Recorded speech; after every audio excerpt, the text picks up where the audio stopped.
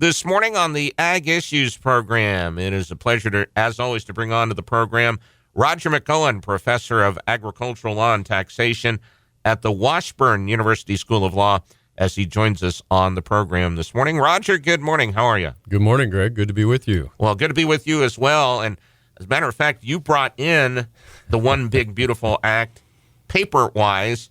Yeah. Did I hear that right? 869 pages? Right. That's right. That's the final version. That you've been poring over? For days now.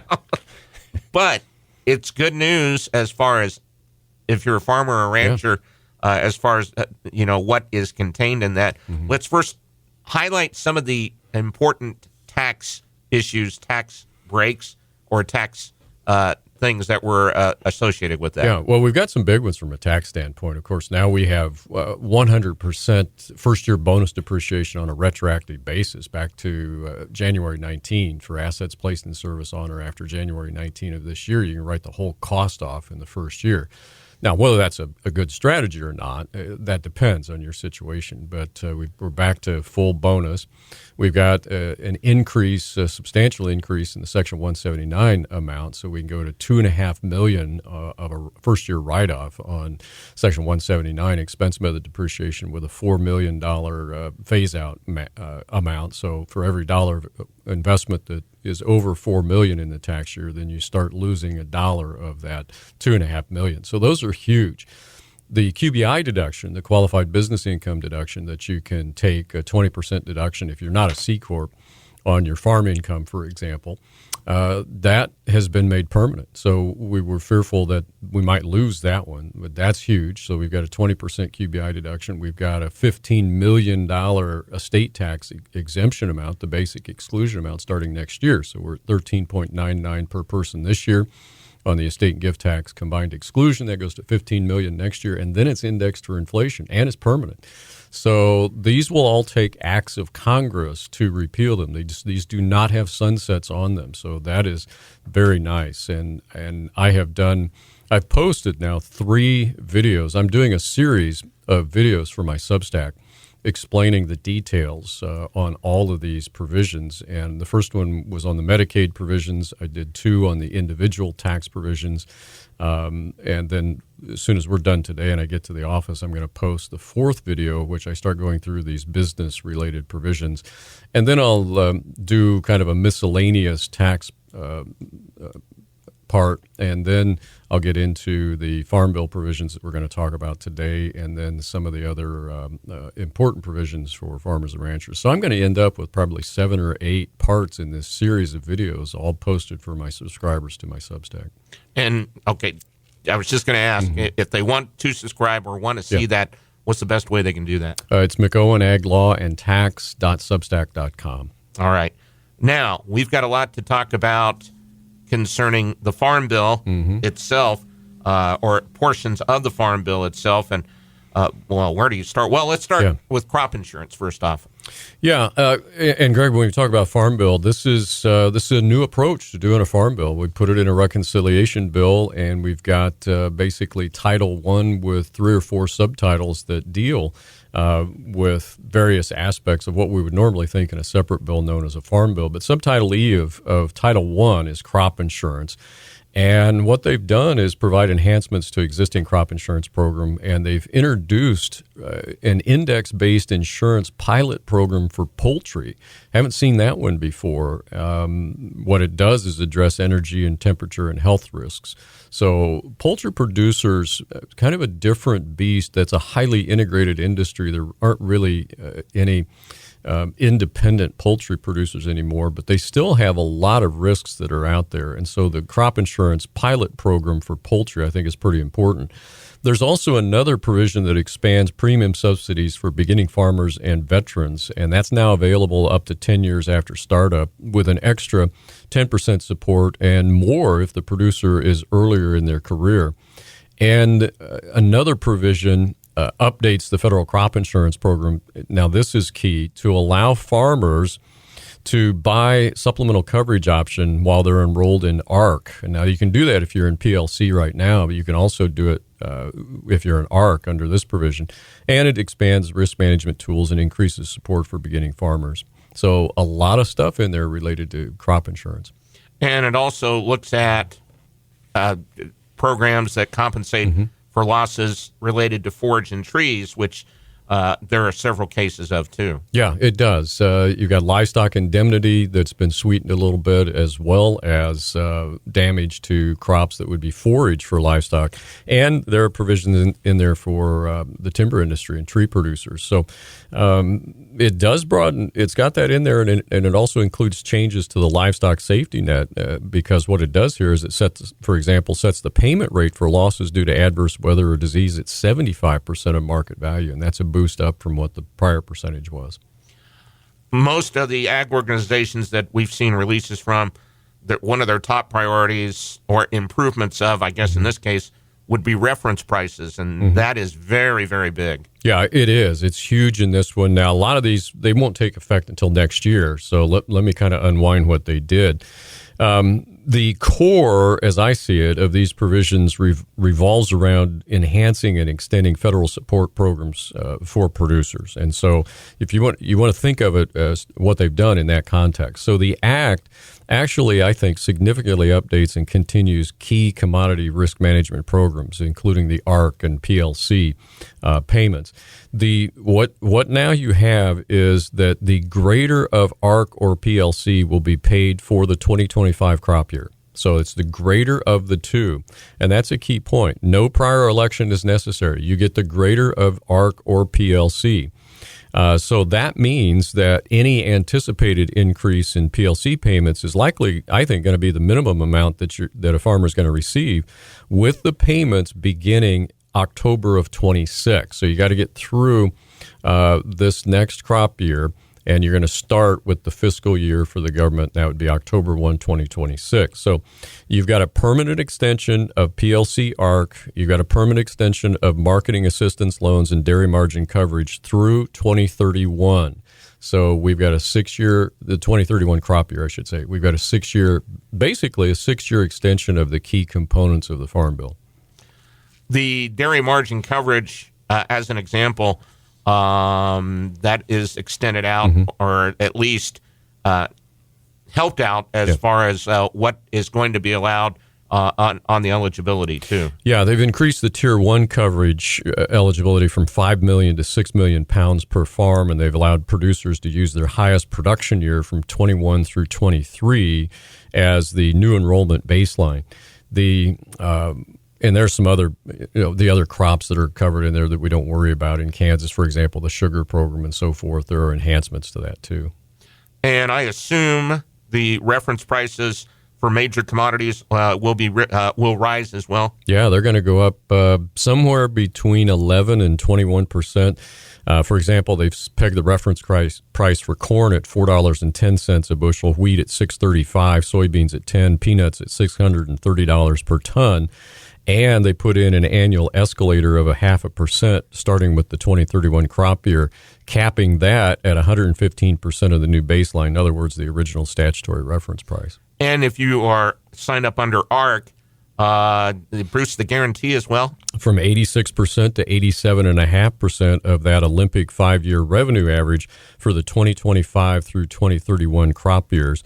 And the coverage gap is also expanded from 10% to 12.5%, which I think that's going to provide stronger protection during times when crop prices are not good, when revenue declines. Really, in all this, is regardless if you're signing for ARC and PLC, it really simplifies decision-making for producers? Oh, I think it does, yeah, because, again, you're guaranteed right now the greater of ARC or PLC for this year without having to have made any prior election. So it does simplify that. Getting a review of some of the particulars in the One Big Beautiful Bill Act, specifically key for agriculture. Roger McEowen, professor of agricultural law and taxation at the Washburn University School of Law, is joining us. And Roger, we had been talking about some of the things concerning reference prices.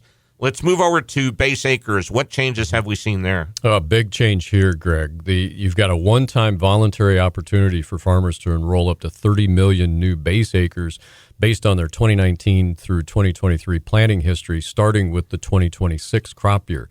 So what that means is that the 2025 ARC and PLC will continue to be based on a producer's current base acres with that increase starting in the 2026 crop year. Now, the base acre calculations will reconcile planted or your history in terms of your averages minus your current base acres, and then USDA is going to apply pro rata reductions if those limits are exceeded. Now, what all that means, I think, here is that in any event, under the provision, when it becomes effective, now that's it for the 2026 crop year, effective payments to farmers will increase. What you're going to see will be a bunch of calculators that are going to show up on websites. K-State will have one. This is something, I don't want to put a burden on his shoulders, but I'm sure this is something that Darrell Holliday in particular is going to be getting into and trying to calculate what this means in terms of payments and how these calculations are going to be done, because that's very, very important from a pricing standpoint, from a marketing standpoint. But bottom line, by adding in those base acres, that means you are potentially eligible for more ARC and PLC payments. Another portion of this concerning market assistance loan and storage support, that is going to be increased coming up starting in 2026. All the way through 2031, that's right. And that'll provide better cash flow support during low price environments, I think. And they've also expanded at the same time the Farm Storage Facility Loan Program to include cold storage and mobile bins and alternative grain handling tech. So that's a big one from a marketing standpoint. All right. Another big one, Roger, concerns payment limits. And we do know that the payment limit is going to be increased. Yeah, this is a big one. Of course, Senator Grassley chimed in on this, as he has for the last 357 years. Yeah, exactly. The payment limit is increased from $125,000 per person to $155,000 per person. Now, that's a modest increase. For me, I think the biggest portion of this is that LLCs and S-Corps are going to be treated as general partnerships for payment limitation purposes. Now, let me explain why that's important. Historically, under the payment limitation rules, any entity that limits liability means that you end up with one payment limit. You are deemed to be one person, and then the members of that entity that limits liability have to split that one payment limit. So if I have two people in any type of corporation or an LLC, and I can qualify for $125,000 of ARC or PLC payments, then my two people have to split that in two. So one gets $62,500, the other one gets $62,500 if they're 50-50 ownership. What this means here is we're going to treat all of these entities like a general partnership. So what they're trying to do is get around people like me that try to help people restructure operations to maximize payments and get around those rules. We don't have to do that anymore. They're just going to treat all these entities as general partnerships. So if you have an LLC that makes an S election, for example, you're treated as a general partnership. So what they're matching up here really is the tax treatment as a flow-through entity with the payment limitation rules. I think that's a very, very key component to what they did here.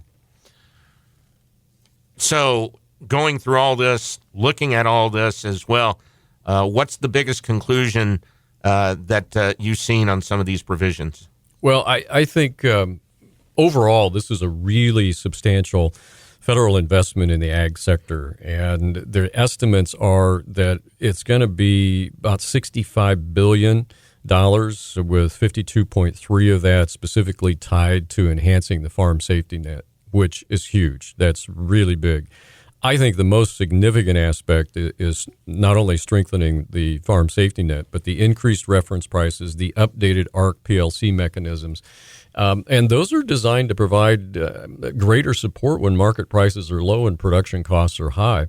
And so that, I think, directly addresses a lot of the challenges that farmers face when you have market prices and support levels that fall below the production costs. Now, the economists will need to get onto this and kind of factor in what this does from an economic standpoint, but that's how the law has changed, and producers will react to the changes in the law because we're all economic beings and we operate on incentives.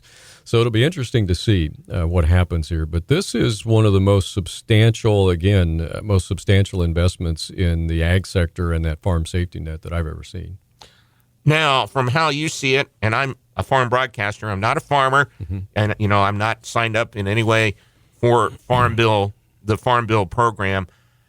If I'm a member of this, either the House Ag Committee, Senate Ag Committee, what work still needs to be done, if any, concerning getting a new Farm Bill taking place? Because it sounds like a lot of what we talked about obviously has been contained in and improved on in the current Farm Bill programs. Well, that's right, Greg. This is your Farm Bill. I think they're done. And we've only talked about one subtitle of what I would consider to be Farm Bill provisions. Subtitle A in Title I is all of the nutrition provisions. So that's your SNAP and all of those types. Now, we just talked about Subtitle C. Subtitle B is forestry. So you had the SNAP payments, the nutrition is A, the forestry is B, the commodity subtitle is C, disaster assistance program is D, and crop insurance is E, and then F, subtitle F, is additional investments in rural America, and that's all of that's what it's titled. That's the conservation type provisions there. So they've done it all, as far as I see it, in this bill. I'm not sure that you're going to see much more, if any, Farm Bill discussion as we go throughout the rest of the year. I'm curious, it sounds like you gotten calls, not necessarily from farmers, but from colleagues on just what your thoughts are concerning this already. Oh, yeah. And particularly since I put out 3 videos already, running 15 to 20 to 25 minutes each. That's generated questions coming into me in comments. I had a couple from Colorado yesterday. I've had questions come in from Kentucky, basically all over the country. When you combine what they've done on the tax standpoint, which we haven't really dug into, and with this is substantial. This is very important to agriculture, and I am glad, Greg, that we got this in July and not December. That when I'm knee deep in and up to my neck in tax seminars, which they've done this before, and you just don't have the time to get through it. Fortunately, this hit on a holiday weekend. And I didn't have the schedule where I was on the road, and I could just sit down and pound through this and go through the tax provisions, get those videos out, and then start working on the Farm Bill provisions too. And I'll continue working on that and producing probably at least 3 or 4 more videos to get through this and summarize the major portions that are of primary importance to farmers and ranchers. And again, they are on your Substack, and that people can go to be able to watch them as well? That's right. And what we're talking about today is on my blog, and I'll share that with Ag Manager at K-State later this morning. All right, sounds good. Roger, as always, appreciate it. Thank you very much. Thank you, Greg. That is Roger McEowen, Professor of Agricultural Law and Taxation at the Washburn University School of Law, as he joins us this morning on the Ag Issues program here on 580 WIBW.